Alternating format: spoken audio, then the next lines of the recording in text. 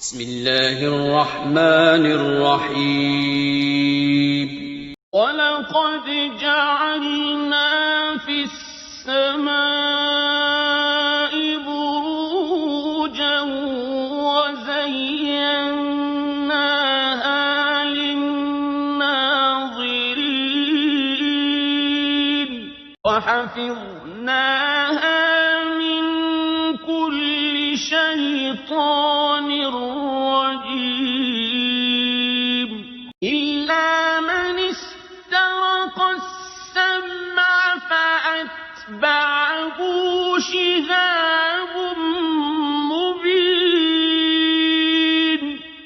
And verily in the heaven we have set mansions of the stars, and we have beautified it for beholders. We have guarded it from every outcast devil, save him who stealeth the hearing, and him doth a clear flame pursue.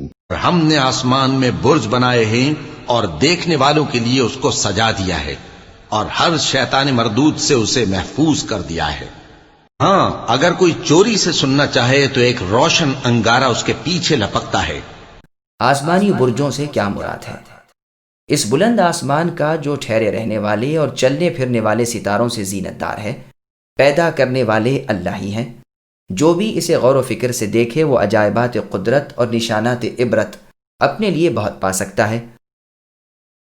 بروج سے مراد یہاں پرستارے ہیں، جیسے اللہ نے سورہ فرقان کی آیت number 61 میں فرمایا تبارک الذی جعل فی السماء بروجا۔ بعض کا قول ہے کہ مراد سورج چاند کی منزلیں ہیں۔ عطیہ رحمہ اللہ کہتے ہیں وہ جگہیں جہاں چوکی پہرے ہیں اور جہاں سے سرکش شیطانوں پر مار پڑتی ہے کہ وہ بلند و بالا فرشتوں کی گفتگو نہ سن سکے۔ جو آگے بڑھتا ہے شعلہ اس کے جلانے کو لپکتا ہے، کبھی تو یہ نیچے والے کے کان میں ڈال دے، اس سے پہلے ہی اس کا کام ختم ہو جاتا ہے، کبھی اس کے برخلاف بھی ہوتا ہے، جیسے کہ صحیح بخاری کی حدیث میں صراحتاً مروی ہے۔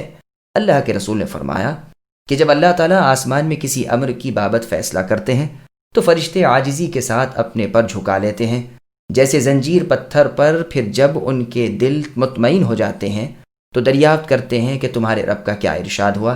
وہ کہتے ہیں جو بھی فرمایا حق ہے، اور وہ اللہ بلندی والے اور بہت بڑے ہیں۔ فرشتوں کی باتوں کو چوری چوری سننے کے لیے جنات اور شیاطین اوپر آسمان کی جانب چڑھتے ہیں، اور اسی طرح ایک پر ایک ہوتا ہے۔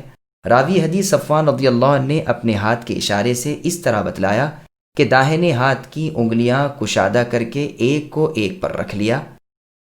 اس سننے والے شیطان کا کام شعلہ کبھی تو اس سے پہلے ہی ختم کر دیتا ہے کہ وہ اپنے ساتھی کے کان میں کہہ دے، اسی وقت وہ جل جاتا ہے، اور کبھی ایسا بھی ہوتا ہے کہ یہ اسے اور وہ اپنے سے نیچے والے کو اور اسی طرح مسلسل پہنچا دے، اور وہ بات زمین تک آ جائے اور جادوگر یا کاہن کے کان اس سے آشنا ہو جائیں۔ پھر تو وہ اس کے ساتھ 100 جھوٹ ملا کر لوگوں میں دون کی لیتا ہے۔ جب اس کی وہ ایک بات جو آسمان کی بات اسے اتفاقاً پہنچ گئی تھی صحیح نکلتی ہے تو لوگوں میں اس کی دانشمندی کے چرچے ہونے لگتے ہیں کہ دیکھو فلاں بن فلاں نے یہ دن یہ کہا تھا، بالکل سچ نکلا۔ یہ روایت سنن ترمذی نے، سنن ابن ماجہ اور ابن حبان میں بھی ہے۔